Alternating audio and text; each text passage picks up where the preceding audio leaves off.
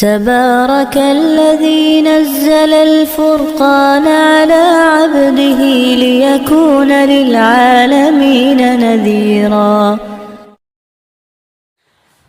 السلام علیکم ورحمۃ اللہ وبرکاتہ. محترم سامعین اور عزیز مسلمانوں، رمضان کا مہینہ اور زکوٰۃ کی ادائیگی، بے شک ہم اس مسئلے کو سب جانتے ہیں کہ زکوٰۃ فرض ہیں، لیکن زکوٰۃ کے ادا نہ کرنے میں کوتاہی کرنے پر اور مال کی زکوٰۃ نہ دینے پر اور اس میں سستی کرنے پر اللہ جل شانہ کی طرف سے پکڑ بھی ہیں. جس طرح ادا کرنے کے فائدے ہیں، نہ ادا کرنے پر وعید بھی ہیں. اسی لیے جناب رسول اللہ صلی اللہ علیہ وسلم کا پیارا فرمان، پیاری حدیث ابن ماجہ میں ہیں.